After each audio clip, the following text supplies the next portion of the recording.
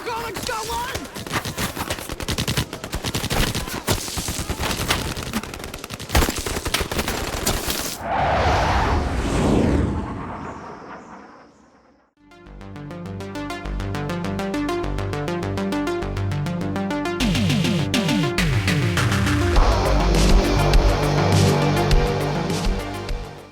We are talking about the Vietnam War movie, Danger Close, the Battle of Long Tan. And this one stars Travis Fimmel, who you may know from the TV show Vikings.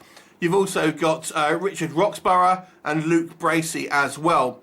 This one is directed by Kev Stenders. Now, this depicts a real-life kind of battle that happened in the Vietnam conflict, and focuses obviously on a group of Australian soldiers. Australians and New Zealanders tend to be somewhat overlooked when it comes to the kind of the Vietnam conflict, but nonetheless, this is obviously a film that ultimately kind of deals with a battle that concerns them. And so what we have Travis Fimmel as kind of our main kind of, I think he's a major in this, and he is taking his his group of soldiers out on what is seemingly a somewhat kind of routine patrol, and there's kind of, they have various kind of like squads kind of in different positions, and they run into surprisingly a hell of a lot of NVA, which more, I think it's 2,500 or so NVA, which is a lot more than they were kind of expecting to kind of run into, and now we're obviously at this point massively kind of outnumbered. And it kind of tells the true story of obviously the ensuing battle that kind of follows, and the kind of the tactics kind of that were involved in that.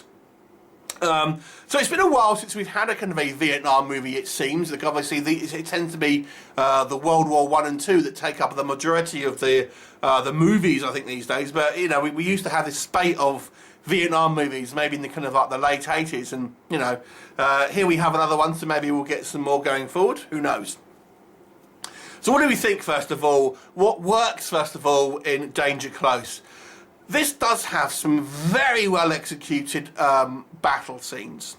Now, to go into a little bit more detail here, this film has very realistic violence to me.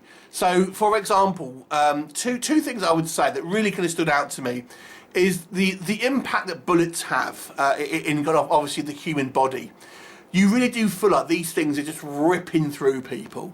And you kind of see that in effect, where people are literally just, you know, just slumped. They've been instantly killed, and like a ragdoll slumping down. And we'll have these kind of shots where people are getting kind of riddled with bullets, both, you know, NVA and VC, and obviously the Australians and New Zealanders as well.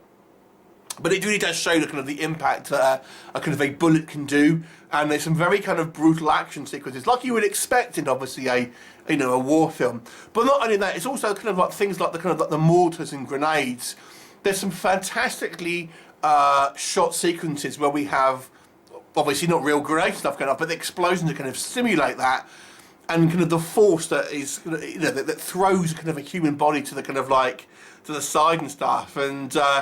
Really, really well done, I've got to say, sort of like battle sequences, which I feel are, you know, done to a visceral and realistic kind of standard compared to maybe some other kind of like war films, which tends to be a bit more sort of bloodless and almost kind of like takes the teeth out of it somewhat.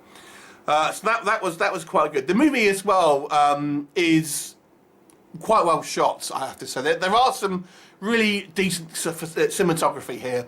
Obviously, we have this kind of the kind of the jungle vistas, which look, you know, very kind of cinematic, I have to say, and kind of give this kind of lush greens and kind of browns that kind of really pop from the screen. And we have a lot of the sequence which is in the rain as well, which I kind of really like, because it kind of has this kind of this contrast to the kind of the more sunlit kind of scenes here. And the movie doesn't kind of skimp on things like extras. It has a lot of kind of like you know, decent kind of shots of kind of tanks and kind of well, not tanks, they're kind of like armoured transport type things, helicopters, artillery kind of things, and it shows you pretty much all of these kind of different kind of elements that kind of make up obviously these kind of the army and the soldiers and the Australians have. So I thought that, you know, it looks like it's had a reasonable kind of like production value behind it, because we do all see these things. It doesn't seem like stock footage, which is sometimes you get in kind of certain movies. You know, it looks like it's been made here, and there's a reasonable kind of you know, effort put in behind that. Maybe what doesn't work, I've got to say, I think some of the acting here is a little stiff. Even Travis Fimmel, who I actually quite enjoyed in the TV show Vikings, I felt was a little wooden here. And it's not just him either, though. I would say throughout the cast, and there are some good performances, but they're all relatively small.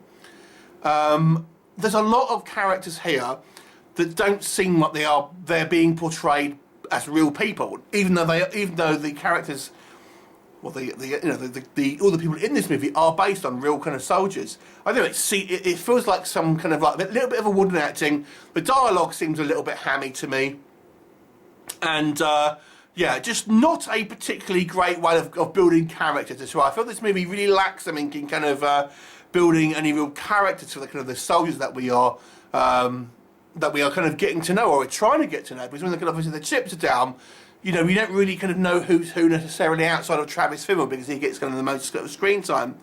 And I have to say as well, I think this movie doesn't paint the Australian soldiers in a particularly good light, because there's lots of scenes. I mean, this may well be true. I wasn't there, so I can't say.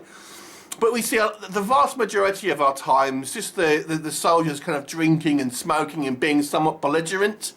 And it just seems like it wouldn't be... it's very unprofessionally run, if that makes sense. And everyone has this kind of utmost admiration for Travis Fimmel's character. And he's touted to be the best. But he just seems to let people do what they want.